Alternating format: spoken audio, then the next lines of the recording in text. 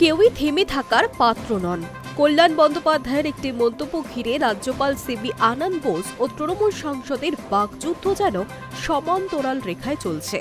দুপক্ষই এখন প্রকাশ্যে চ্যালেঞ্জ ছুড়ে দিচ্ছেন একে অপরকে।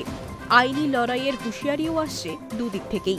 শনিবার চুঁচুড়া তৃণমূল সভা মঞ্চ থেকে বিস্ফোরক মন্তব্য করেছেন তৃণমূলের বর্ষীয়ান সাংসদ কল্যাণ বন্দ্যোপাধ্যায়। অভিযোগ, রাজ্যপাল রাজভবনে বসে বিজেপির ক্রিমিনালদের ডাকছে, সবাইকে বন্দুক বোমা দিচ্ছেন। আর এই মন্তব্য রাত পেরোনোর আগেই কড়া সুরে প্রতিক্রিয়া জানিয়েছে রাজভবন। বিবৃতিতে রাজ্যপালের দপ্তর জানিয়েছে, রাজভবন খোলা, যে কেউ সচক্ষে তদন্ত করতে পারেন। পাশাপাশি কল্যাণের অভিযোগের ভিত্তিতে তদন্ত চেয়ে আবেদনও জানিয়েছেন রাজ্যপাল। সতর্ক করে দিয়েছেন, অভিযোগ মিথ্যে প্রমাণ হলে সাংসদকে প্রকাশ্যে ক্ষমা চাইতে হবে।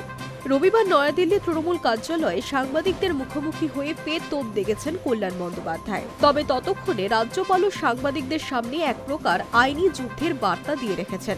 রাজ্যপালের অভিযোগ, এটি একটি সাংবিধানিক প্রতিষ্ঠানের বিরুদ্ধে কুরুচিকর আক্রমণ, যা ফৌজদারি অপরাধের পর্যায়ে পড়ে। তিনি জানান, পুলিশের কাছে এফআইআর দায়েরের নির্দেশ দিয়েছেন তিনি, এবং প্রয়োজনে আরও আইনি পদক্ষেপ বিবেচনা করা হবে।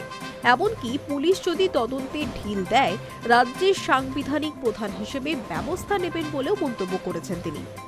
রাজ্যপালের এফআইআর এর পর আরও ক্ষুব্ধ হয়েছেন কল্যাণ বন্দ্যোপাধ্যায়। সুপ্রিম কোর্ট পর্যন্ত আইনি লড়াইয়ে যেতে প্রস্তুত বলেই জানিয়েছেন তিনি।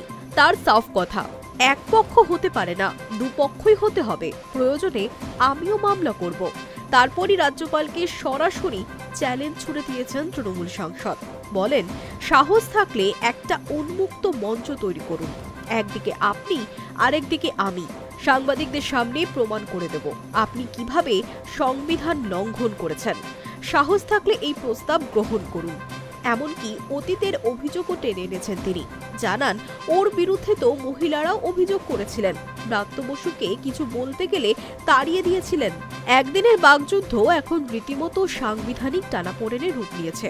রাজ্যপাল তৃণমূল সংঘাত নতুন নয়, তবে কল্যাণের মন্তব্য এবং রাজভবনের দ্রুত আইনি প্রতিক্রিয়া দুটি মিলে রাজনৈতিক আবহ আরও উত্তপ্ত করে তুলেছে। এই সংঘাত এখন পদ্মর গড়ায়, সেদিকেই তাকিয়ে সকলেই। Hi news network.